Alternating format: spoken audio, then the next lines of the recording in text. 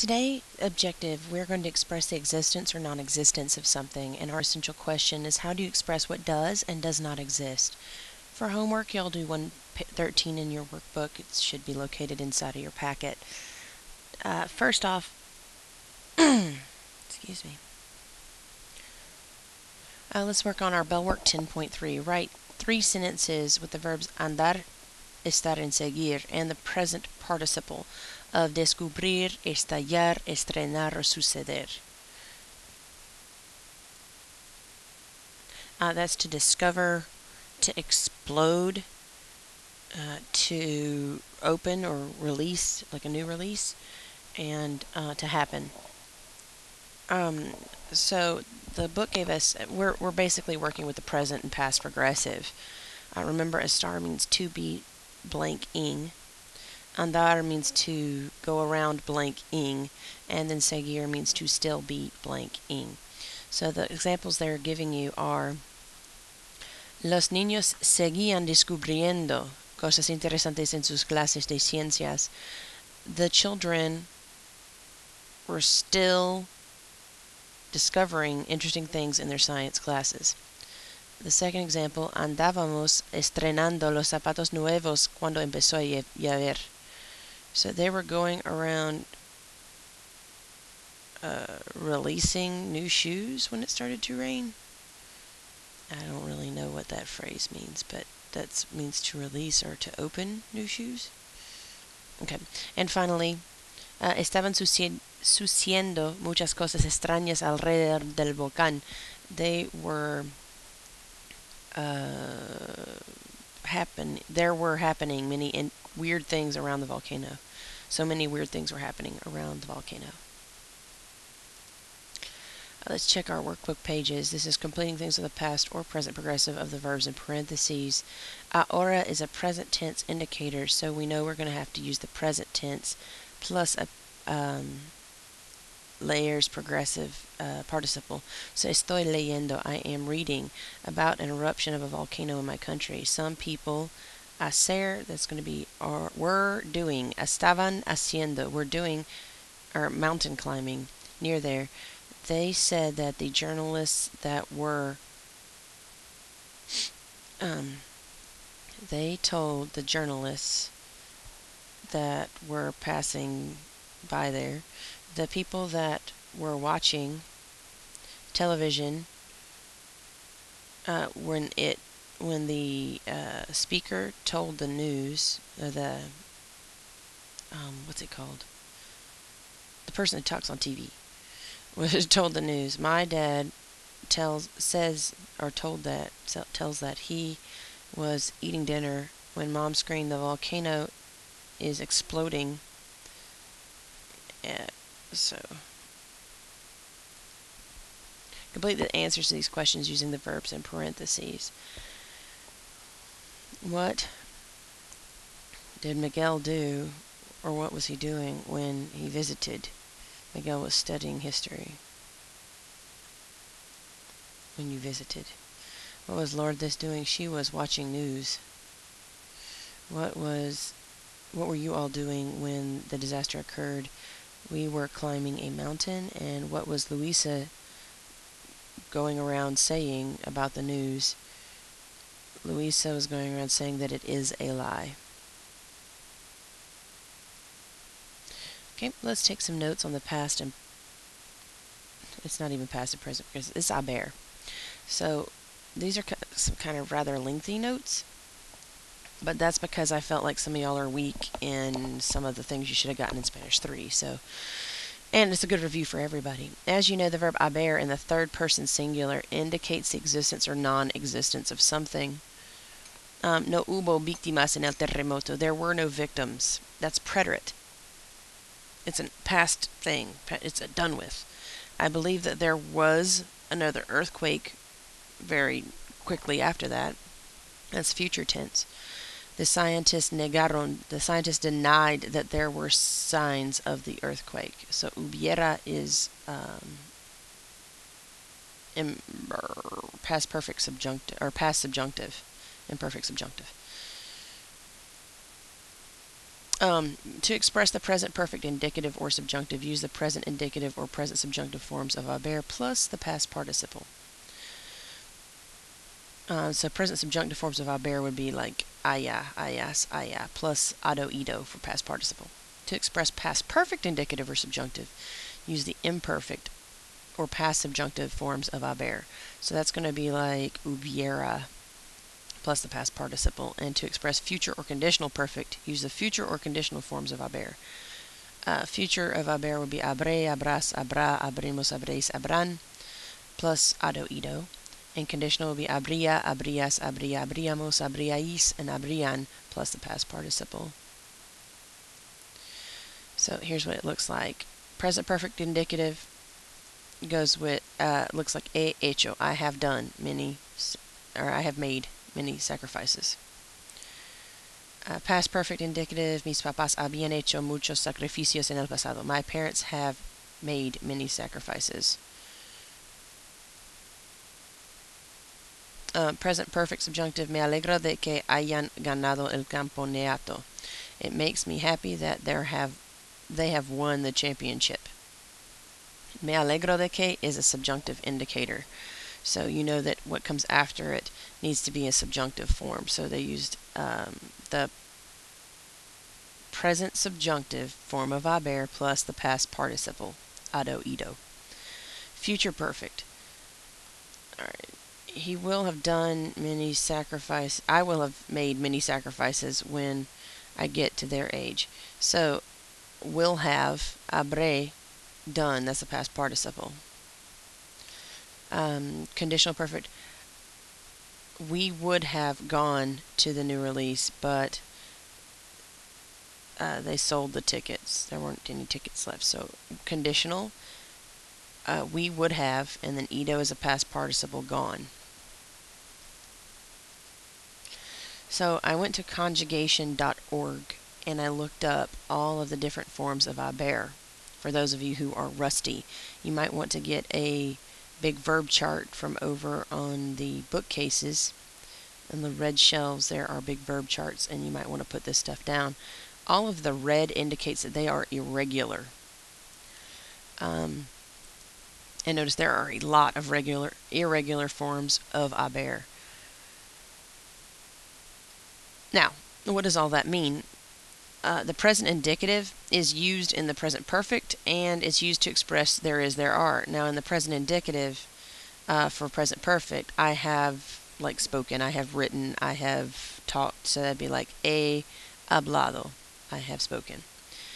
Present indicative, that's to express there is, there are, and there's only one form. It's I, and it's not included in that chart that is over here. So that's important to know, because you're going to need it for your exit slip today. I, there is or there are. The imperfect is used two ways also. It's used in the past perfect, like I had done something, like I had spoken to the principal. So that's going to be your había plus your past participle, había hablado. Now by itself, it's used when there was something that was going on for an unspecified amount of time. Like say you're going to tell this story and you're going to say there was once upon a time there was a war. So había una guerra, there was a war. And so now I'm going to tell you about it because there are events that are occurring. However, in the preterite, you use había or haber when something was completed and over with. Like you're stating the fact that there was this war and now it's done and somebody probably won it. So hubo una guerra. The future. Now the future is used with the future perfect, and it's also used to say what will be. So I will have done something. So I will have spoken. So that's going to be like habré hablado. I will have spoken with the principal before 5 o'clock today. Use what to say what will be. So there will be something. Habrá una prueba. And again, there's only one form of that. Conditional is used two ways also, not just with a conditional perfect, but to say what would be. So I would have done something. I would have spoken. That's going to be like habría hablado. I would have spoken. Or the conditional used to say what would be. There would be a quiz. Habría una prueba. Imperative, which is your command form, that they put over here is really not used except when you are trying to say, like, I would see, to seize, apoderarse. And that's about all I could figure out about this one. Even though it's included in the different conjugations, I wouldn't even worry about it. I don't think I've ever used it. Present subjunctive, though, this was another one important. It's used in two ways. First of all, used with the present perfect subjunctive. So, like, I hope, or I am sorry that, or any subjunctive indicator for present subjunctive. I hope that he has, plus the past participle. So, I hope that he has spoken. Espero que él haya hablado. Again, you have to have a present subjunctive indicator, not a past subjunctive indicator, because then you're going to use the past subjunctive. But here, I hope, or I wish, or it's important that any of these are present subjunctive indicators, and therefore it's going to take the present subjunctive of haber plus the past participle, which is the ado and ido form. Imperfect subjunctive. Imperfect subjunctive is used with the past perfect subjunctive. I hoped that, or any past subjunctive indicator. I hoped that he had spoken. And then in gerund for having is used with the present and past progressive. You did that last class, but it's really not something that's used super frequently, so don't worry about it. And then past participle, we use that all in the perfect tenses above, but it's never used by itself. So, and I can't think of any instances in which I would use the past participle of haber. I'm sure there is one, and maybe I'm just not thinking clearly. Okay, so page 418 in your textbook, we have a culture note. I would like to see where you translate this in your notes. Chile enfrenta la amenaza constante de desastres naturales como terremotos, erupción de volcanes y maremotos, which are tidal waves. El terremoto más grande del siglo XX ocurrió en Chile en 1960 con una magnitud de 9.5 en la escala de Richter. That's the Richter scale. El terremoto causó maremotos que llegaron hasta Japón y las Filipinas. Causó también desprendimientos de tierras, which desprendimientos de tierras are landslides, en los Andes que dieron origen a un lago. Okay, so I'd like to see this translated in your notes. That's one of the things I'm going to be looking for today to make sure you are watching the video. Okay, on page 418, activity 14, una excursión. Complete the dialogue with the correct form of haber. Did you know that there was an accident yesterday? See, this yesterday tells you that we need a past tense right here. In the mountains of Patagonia. Did you know that there was? Hubo. It was an accident and it's over with. So hubo. Yes, that's terrible. Unfortunately, I believe that. See right here, this is an indicative indicator, not a subjunctive indicator. Because if it was no, it'd be a subjunctive indicator. But I believe that blank, I believe that there will be more accidents. So that's going to tell us we need the future, so habrá. Sometimes people hike without the necessary equipment. It surprises me that there were not any guides. Now that tells us we are looking for a past tense verb. Here, there were not any guides here now. There are not any guides here now. I'm sorry, I didn't read out ora, so that's a present tense. To help the people, ya. It surprises me that is a subjunctive indicator, so we're going to use the present subjunctive right here. Usually, blank, many guides, but it seems that yesterday there weren't. So usually there are many guides. There are is present tense, so I. Usually there are many guides, but it seems that yesterday, so we not only have a subjunctive indicator, but we also have a past tense indicator, so that means we're going to have past subjunctive right here. So había. Anybody when the excursion started. It's weird to me that no blank anybody yesterday. It's imperfect subjunctive hubiera. That didn't happen. Well, Jose blank anybody here today. So here we're looking for present tense. I.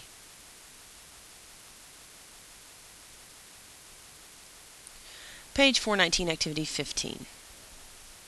All right, complete the sentences with the correct form of haber and the verb in parentheses. In 2 hours, my friends blank arrive the grutas. In 2 hours, my friends will have arrived. So maybe future perfect. Yep, habrán llegado. Future perfect. I, something gone. I have gone with them, but I have to work. I would have gone with them. Would is conditional. So probably habría ido. Yeah. Would have gone. That's conditional form, and that's your past participle. I never have been able to go to those beaches. I never have been able. Yeah, present tense. He podido, have been able. Tomas told me that he never has seen a beach as white until he arrived at the grutas. He told me that. So that's past tense. So this needs to be past perfect. Yeah, past perfect, which is going to be había visto. Ugh, sorry, my mouse got stuck. It makes me happy that they have taken. So it makes me happy as a subjunctive indicator. That they have taken is going to be present perfect. So hayan tomado, subjunctive. Yep.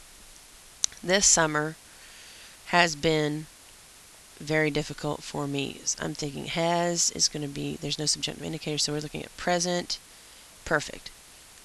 Ha sido, exactly. Imagine that we are in June. Write 5 sentences about when the new releases have been up until now and when they will be for the rest of the year.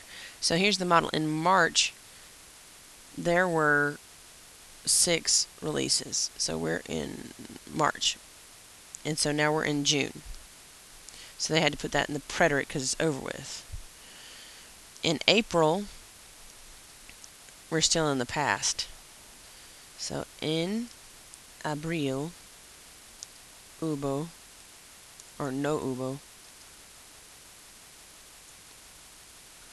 un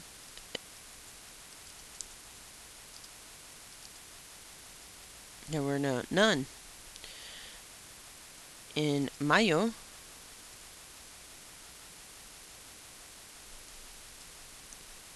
hubo 1, 2, 3, 4. 4.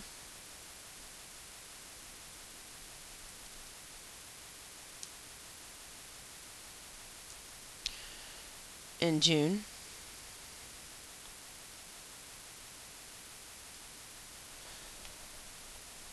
so if we are in June, there has been, because we're talking about what is going on right now, and we're still in June, so there has been ha sido, there has been 1, 2, 3, 4, 5, 6, 7, 7.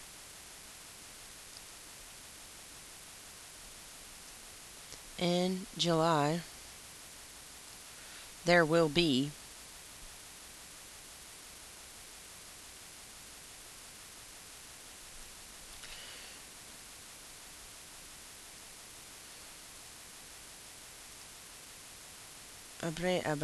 habrá.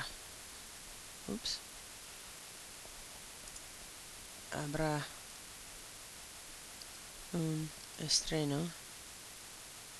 There will be one new release. In agosto, there will be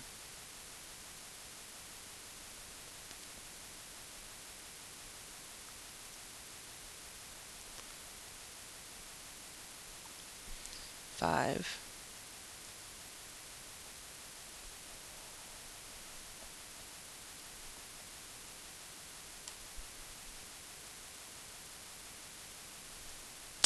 All Alright, this goes in your extended writing portfolio.